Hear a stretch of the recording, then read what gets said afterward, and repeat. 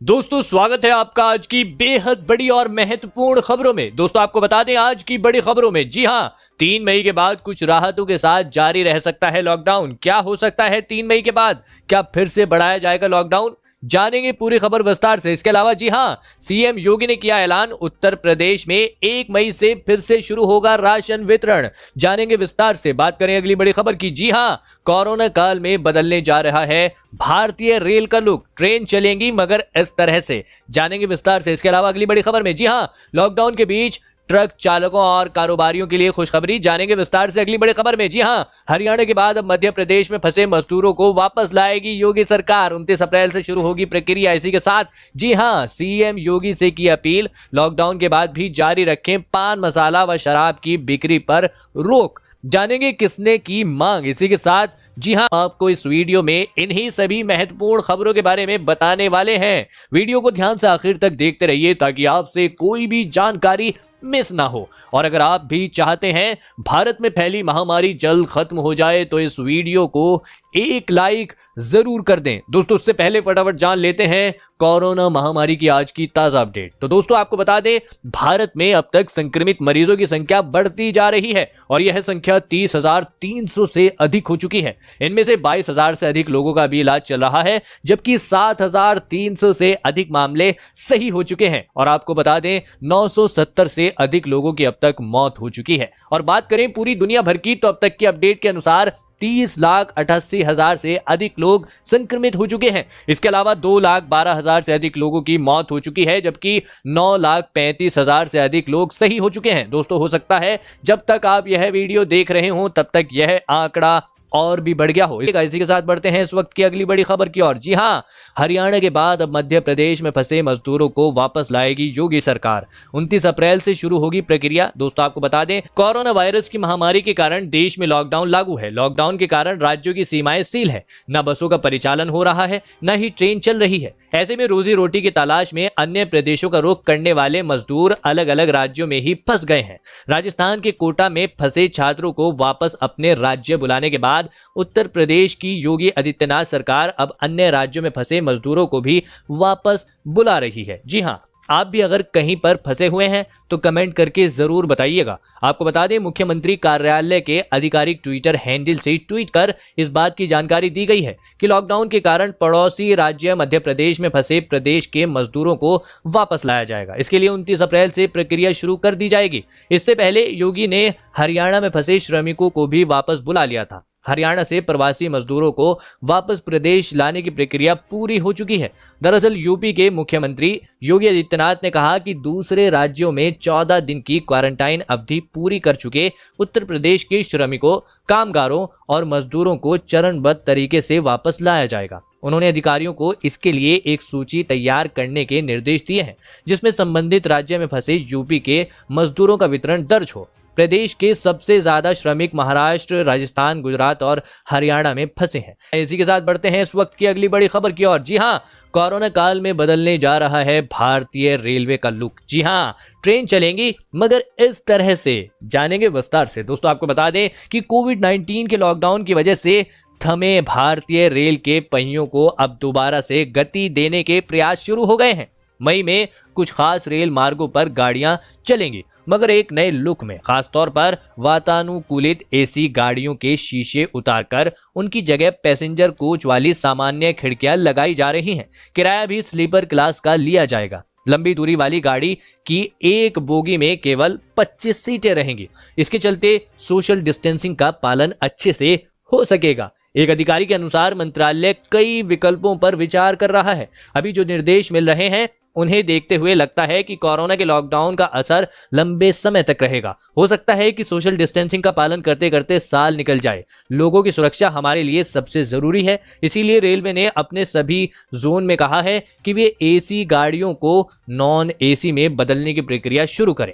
5000 गाड़ियों को isolation ward के लिए भी तैयार किया गया है। अधिकारियों के अनुसार राजधानी और शताब्दी ट्रेन में सेंट्रलाइज एसी होने के कारण उनके भी शीशे उतारे जाएंगे। रेलवे को स्वास्थ्य मंत्रालय की ओर से यह सलाह दी गई है। जी हां, इन गाड़ियों में किराया भी स्लीपर क्लास का लिया जाएगा।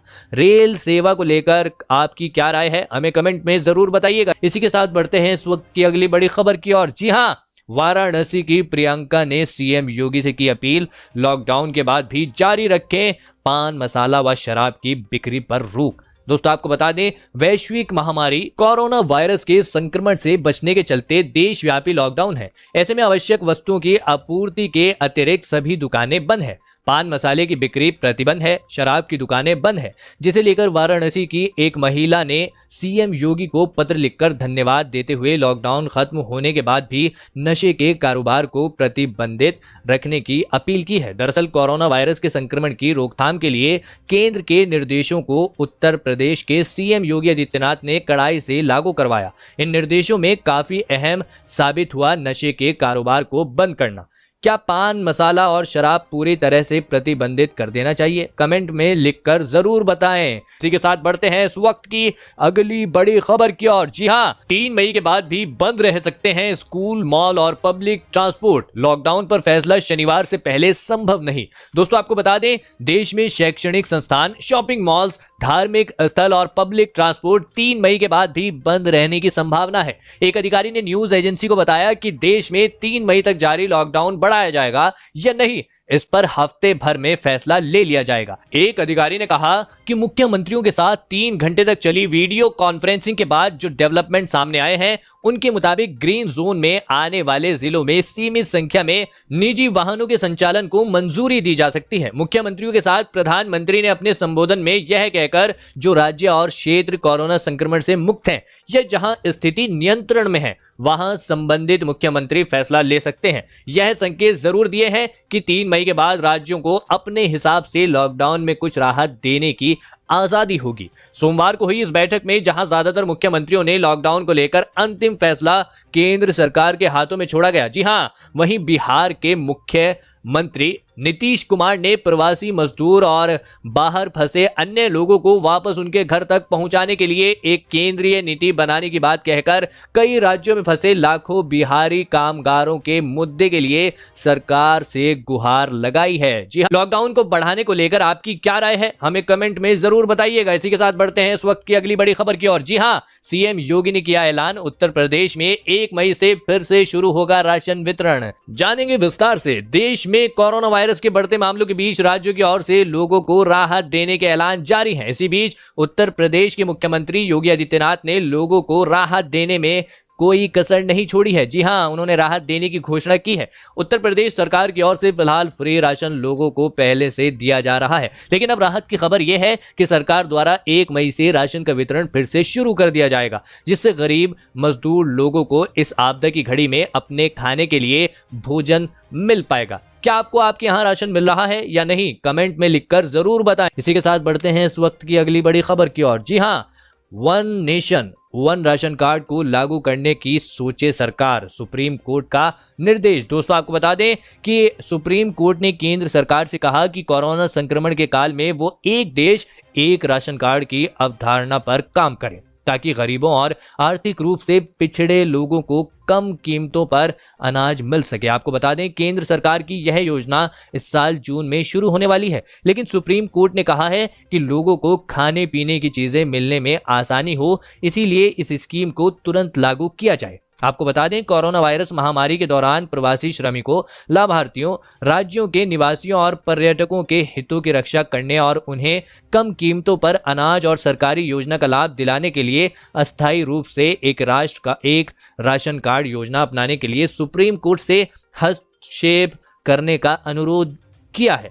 पीठ ने सोमवार को पारित अपने आदेश में कहा, हम केंद्र सरकार को इस समय यह योजना लागू करने की व्यवहार्यता पर विचार करने और परिस्थितियों को ध्यान में रखते हुए उचित निर्णय लेने का निर्देश देते हैं। इसी के साथ बढ़ते हैं इस वक्त की अगली बड़ी खबर की ओर। जी हां, लॉकडाउन के बीच ट्रक चालकों और कारोबारियों के लिए खुशखबरी, 31 मई तक बढ़ सकती है ई वे बिल की वैलिडिटी। आपको बता दें, लॉकडाउन से मुसीबत में फंसे कारोबारियों को राहत देने के लिए सरकार ई वे बिल की वैलिडिटी 31 मई तक बढ़ा सकती है। इससे नेशनल हाईवे, राज्यों की सीमाओं पर अटके ट्रकों की परेशानी कम होगी। आपको बता दें, central board of excise and custom इस संबंध में नोटिफिकेशन जारी कर सकता है। इसमें वैलिडिटी की समय सीमा बढ़ाई जा सकती है। पहले ये बिल 20 मार्च 15 अप्रैल से एक्सपायर होने वाले थे, अब 30 अप्रैल को वैलिडिटी खत्म हो रही है। लेकिन हाल या स्थिति को देखते हुए सरकार वैलिडिटी 31 मई तक बढ़ा सकती है। लॉकडाउन के कारण देश भर में राष्ट्रीय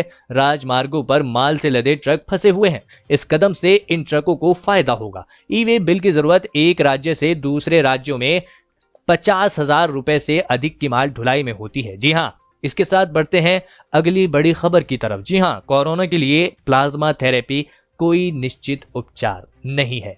जी हाँ, खतरे में भी पड़ सकती है जान। आईसीएमआर की रिपोर्ट। दोस्तों आपको बता दें, भारतीय आयुर्विज्ञान अनुसंधान परिषद यानी आईसीएमआर ने कहा है कि वर्तमान में कोविड-19 के उपचार के लिए कोई मान्यता प्राप्त निश्चित उपचार नहीं है। स्वस्थ हो चुके रोगी का प्लाज्मा कई उभरते उपचारों में से एक है। इसके अलावा आईसीएमआर ने कहा कि नियमित उपचार के लिए इसका समर्थन किए जाने के कोई मजबूत सबूत नहीं है और अमेरिकी स्वास्थ्य विभाग भी इस एक प्रायोगिक उपचार के तौर पर ही देखता है। जी हाँ, इसी के साथ बढ़ते हैं इस वक्त की अगली बड़ी खबर की ओर। जी हाँ, होम आइसोलेशन पर जा सकते हैं कोरोना के हल्के लक्षण वाले मरीज, नए दिशा निर्देश जारी। दोस्तों आपको बता दें, कोरोना वायरस के हल्के लक्षण या बीमारी के शुरुआती लक्षण वाले लोग स्वयं ही अपने आप को घर में पृथक वास में रख सकते हैं ताकि वे परिवार के अन्य सदस्यों के साथ संपर्क में न आए। लेकिन इसके लिए घर में पृथक वास में रहने की व्यवस्था होना जरूरी है। केंद्रीय स्वास्थ्य मंत्रालय की ओर से सोमवार को जारी नए दिशा निर्देशों के मुताबिक ऐसे मरीज का इलाज कर रहे चिकित्सा अधिकारी को नैदानिक रूप से जांच करने के बाद पुष्टि करनी होगी कि मरीज वायरस के लक्षण मामूली या शुरुआती हैं। जी हाँ, मरीज को जिला निगरानी अधिकारी को अपने स्वास्थ्य की स्थिति की नियमित जानकारी देनी होती है ताकि निगरानी टीम आगे का काम कर सके। इसके अलावा ऐसे मामलों की देखभाल करने वाले ये सभी करीबी संपर्कों को मरीज का इलाज कर रहे चिकित्सा अधिकारी द्वारा निर्धारित प्रोटोकॉल के मुताबिक हाइड्रोक्सी क्लोरोक्वीन का एहतियात के तौर पर सेवन करना होगा। दोस्तों ये थी आज की कुछ महत्वपूर्ण और ताज़ा खबरें। उम्मीद करते हैं कि आपको इससे कुछ महत्वपूर्ण जानकारी मिली होगी। बस इसके बदले में इतना ही चाहते हैं कि आप इस वीडियो को लाइक कर दें, शेयर कर दें, क्योंकि आपका लाइक और शेयर करना ही हमारी मेहनत का फल होता है। धन्यवाद।